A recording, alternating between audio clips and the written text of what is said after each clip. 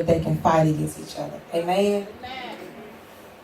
Now Jesse had a total of 8 sons, but his 3 oldest sons, were the ones that followed Saul into battle when it came to Goliath.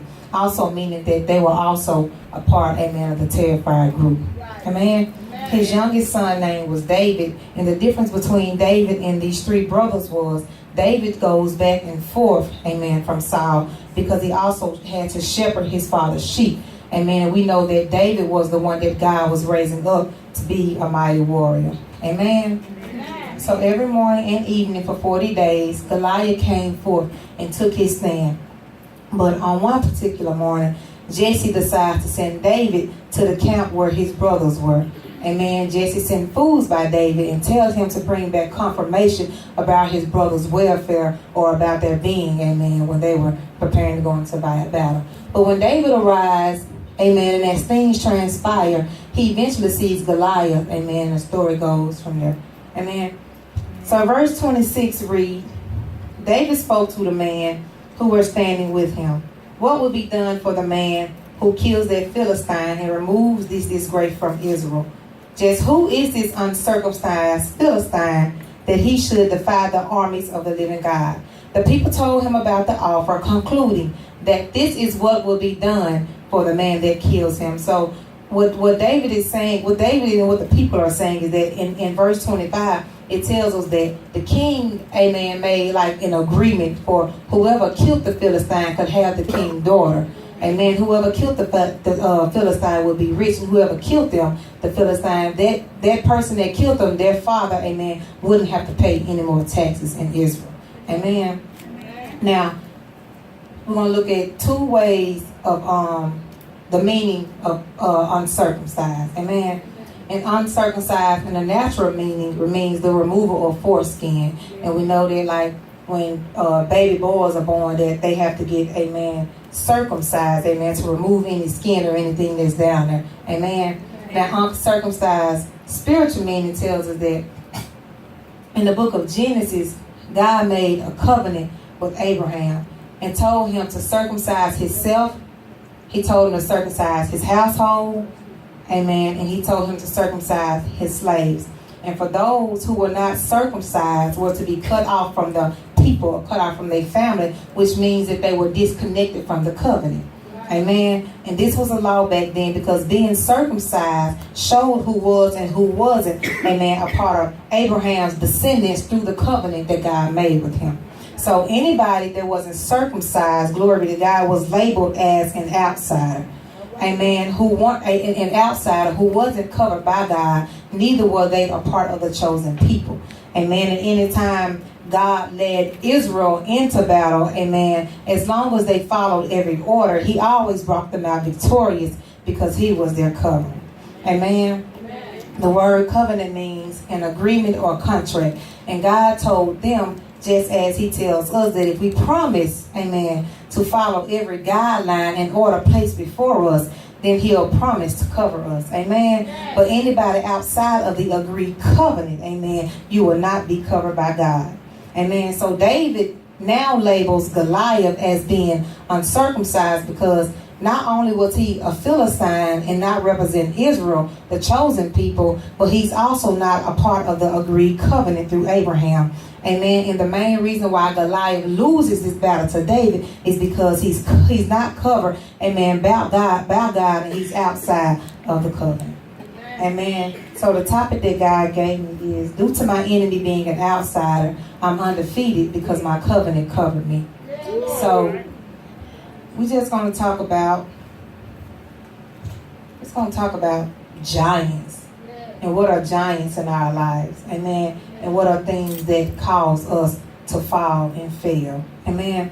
Now David here is the representative or the spokesperson for Israel. And what he's letting the people know that it's not about the height of the giant. Amen. It's not about the weight of the giant. It's not about his size. It's not about his capacity, amen. But it's about us knowing that because we are circumcised and following the guidelines, amen, the agreed covenant made protects everybody regardless of what's in front of us.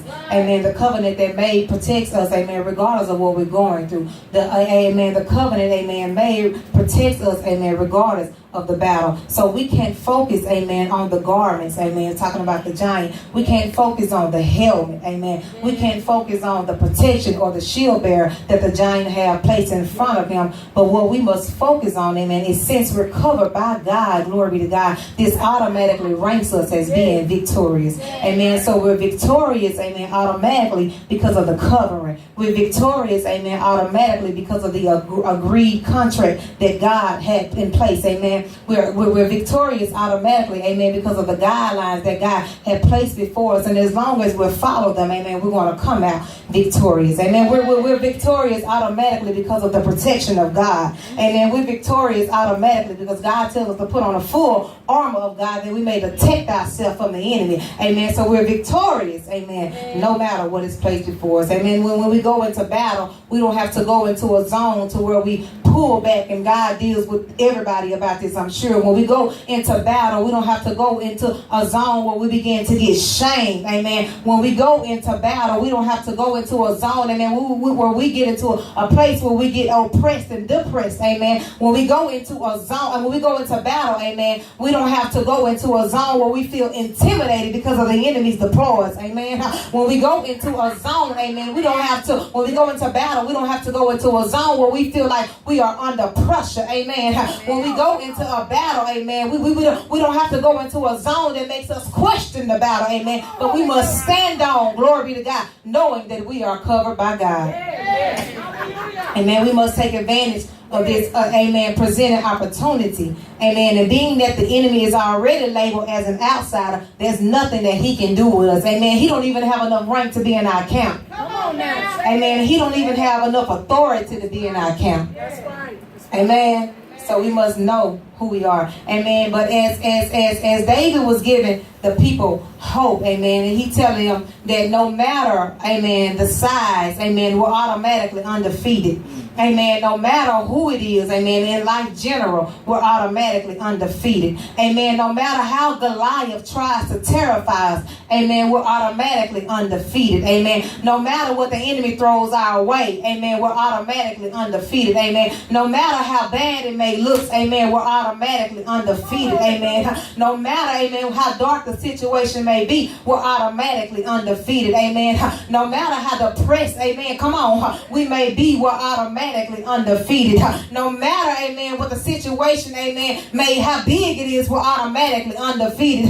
No matter the height of the giant, we're automatically undefeated. No matter the size of the situation, we're automatically undefeated. Amen. Hallelujah. Amen. We're automatically undefeated no matter what the enemy throws at us. We're automatically undefeated no matter how bad he try to put us in our emotions. We're automatically undefeated no matter how bad he try to attack us in our feelings. We're automatically undefeated no matter how much he try to attack us in our mind. We're automatically undefeated no matter how much he try to attack us in our body. We're automatically undefeated no matter how much he try to attack us in our spirit. We're automatically undefeated. Amen. Now David wants to know what will be done for the man who removes this disgrace from Israel, because Goliath was holding an occupied position that he needed to be taken away from. Amen. And the apostle tells us, amen, all the time that for these pastors, we just heard us say, but for these pastors who are in headship and stuff like that, when you are in rebellion and when you are in disobedience, especially by you being the head, you spewing out all kind of stuff into the pew, so the people gonna follow what you do.